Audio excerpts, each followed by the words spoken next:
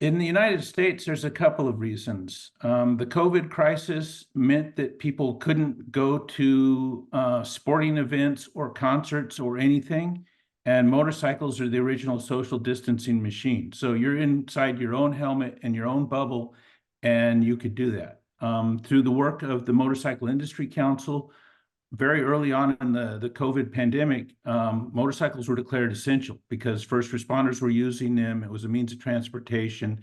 And so we had a captive audience that came to us, and we were able to continue to do business, even though it wasn't our normal business.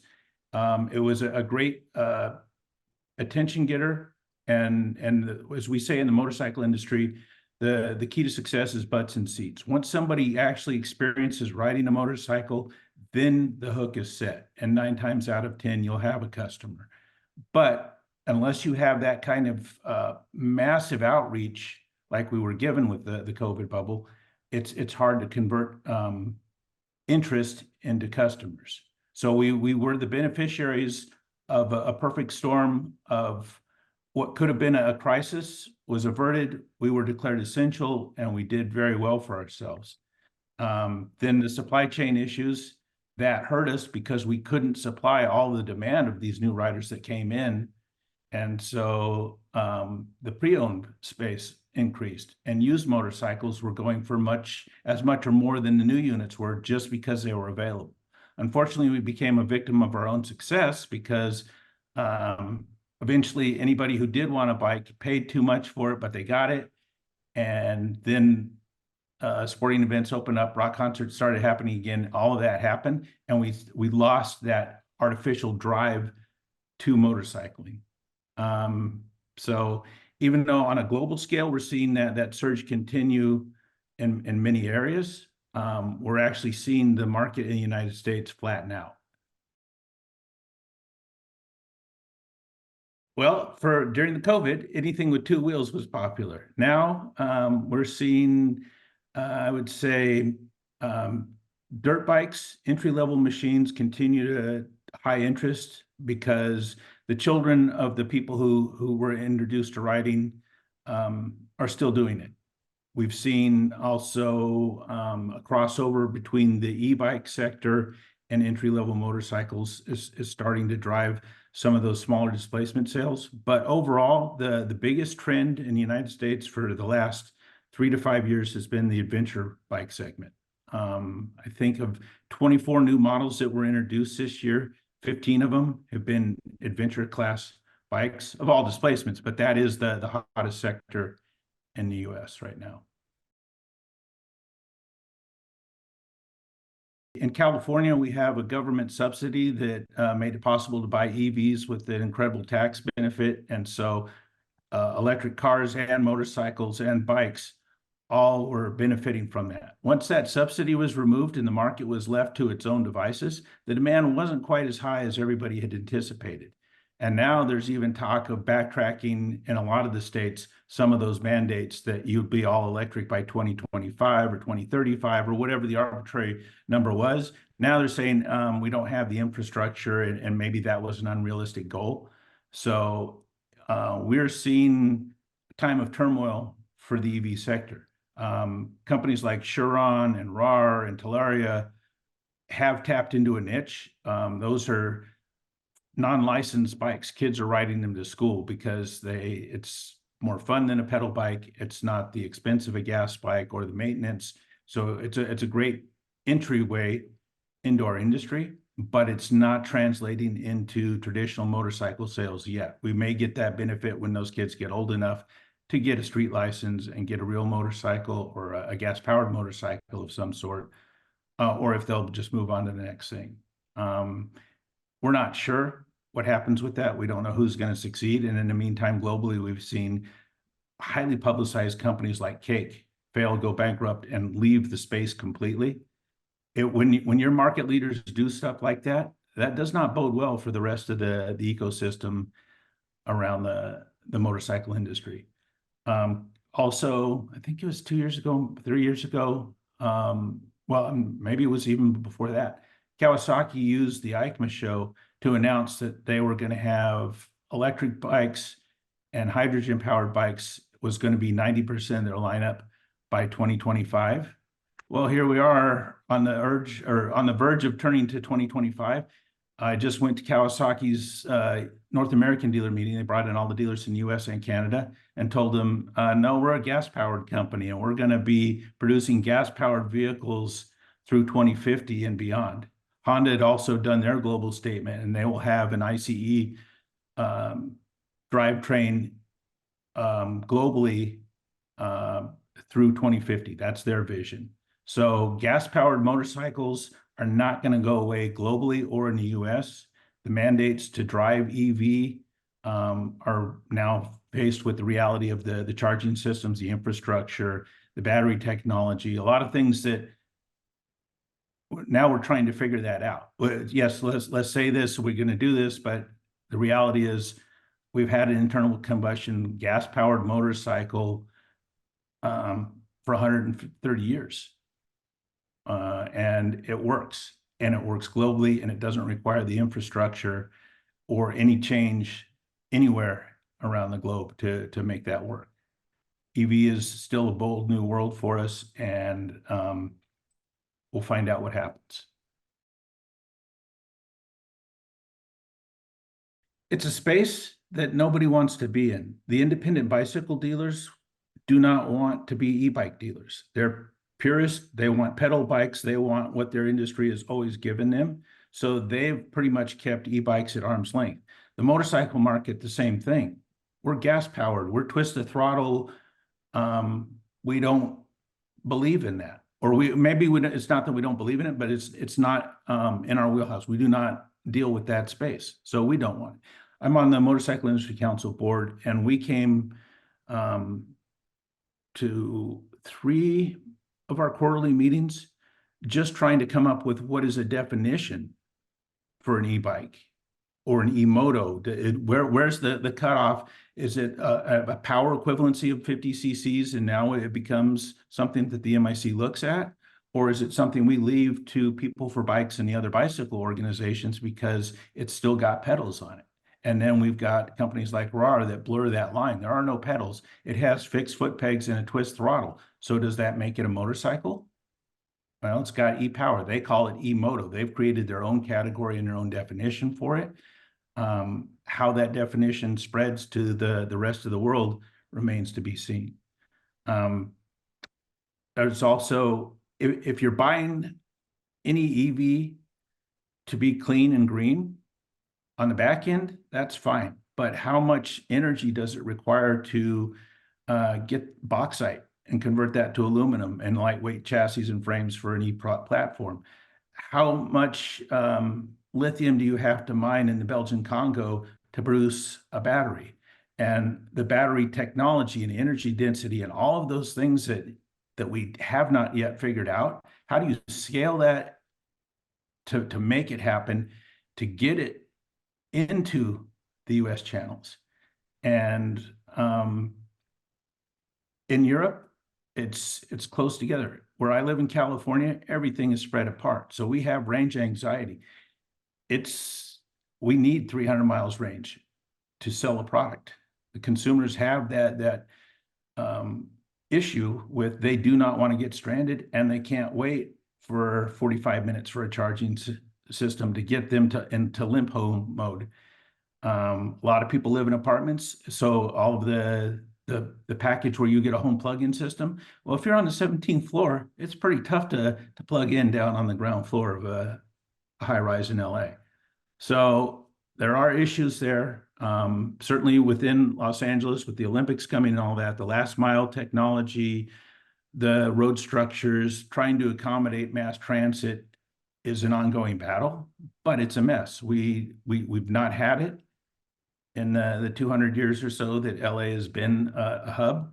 So this is where you've got cities in Europe that are tight, confined, and it does make sense. And it is last mile, and most people can physically walk to their grocery store or whatever. That does not happen in the US, except for rare communities. So we have these pockets where there are early adapters of EV, and it makes perfect sense, and it's awesome. but we can't make sweeping legislation. The manufacturers can't just say there's going to be a class of vehicles that meets this need assigned to every one of our dealers, because a dealer in Kansas is not going to be able to sell the same thing that a guy in LA may be able to sell. So very complicated question. The high level is, I talked to a friend of mine who was the Giant dealer pilot. He's the #1 Triumph dealer in America, 14 of 15 years. He's the all-time leading seller of Triumph motorcycles in the United States in history. He knows how to sell motorcycles. He was the guy that Giant picked for their pilot program. How do we launch e-bicycles into the Powersports channel? He gave it his effort. He believed in it. He was an early adapter. He rode a Giant bicycle. He put in that store. After 4 years, he's closing down his bicycle business. I can't not make it work. It does not go into his market. It doesn't go into a traditional Powersports dealership environment. And it's not for lack of trying. It's not for lack of investment. And it's not for lack of location, because there are other e-bike dealers in his region that are doing okay. So it's a tougher problem for us than you'd think at first glance. I am a motorcycle guy, not a bicycle guy. Most of my friends and the guys that I ride motocross with or go out there, they're also pedal people. So Wednesday they're pedaling, they're doing over the hump in Irvine and things like that. And then on Saturday or Sunday, they're out at the motocross track. So those guys, they have no problem. Pedal assist or twist throttle, it's all good to them. For me, the controls on a bicycle are backwards from a motorcycle controls. Everything about that is foreign. So every time that I get onto one of those products, I don't have that bicycle mindset. I don't like, or I don't say I don't like it. I'm just not a pedal guy. So I don't have that built into me. So it's not the same as if I'm going to road test a motorcycle. I already know what I'm going to experience. I have 50 years of, well, more than that. I got 60 years of riding them, and I know cumulative experience, what I expect, how does that compare, all of that stuff. So I have ridden the pedal assist product. The lag time from when you pedal and then the assist kicks in is a little disconcerting. It takes me 10 minutes to get up to speed and finally be comfortable on it, all of that. So going to a press function, riding somebody's brand new e-powered product is more of a learning curve for me than it is me being able to give a professional assessment of, hey, this is what this thing does well, and this is all that, versus me getting on a motorcycle with my points of reference. Then yes, I can do that. So I've ridden, I don't know, 50, 60 different brands. Pedal, e-moto, all of them. But I don't have one in my garage right now. I've got 10 motorcycles in the garage. In most of the world, motorcycles are transportation, and it's aspirational. India is the #1 two-wheel market in the world for a reason, because it's affordable. It gets from point A to point B. It does many functional utilitarian things. In the United States, 90% or more of all motorcycle sales are purely for recreation. We try and pretend that we need it for transportation, whatever, but it's recreation. So that mindset of, is it a toy or is it something useful, is definitely something to think about. If we weren't so recreation driven, then AI and self-riding motorcycles and all of that would make more sense within this space.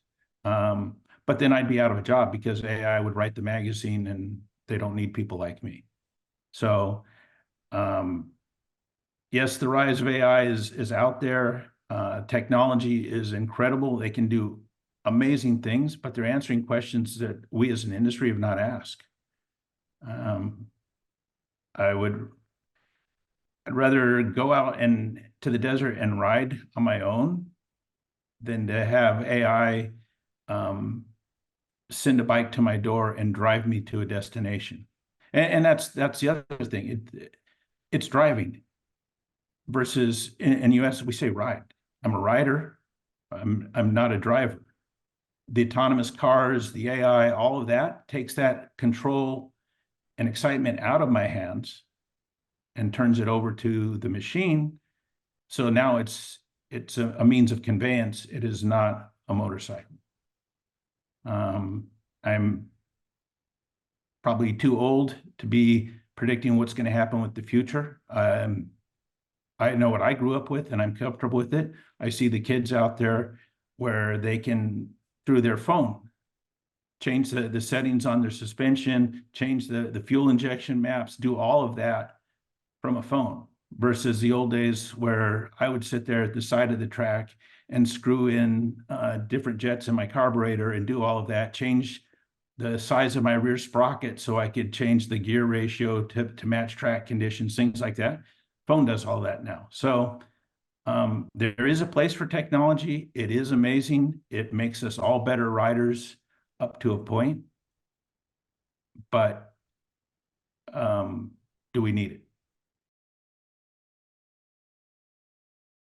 When I first started at Dealernews magazine in 1990, my predecessors formed a brain trust, and they got the best and brightest designers from around the globe they could find, and they asked that question.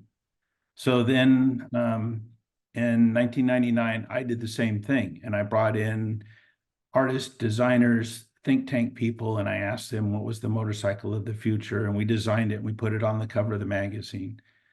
More recently, I'm very blessed to have 2 PhDs on staff that offered me all sorts of insight. And one of them, Dr. Lamberger, is one of the world's foremost futurists. So we talk about that a lot. What is the future of the motorcycle?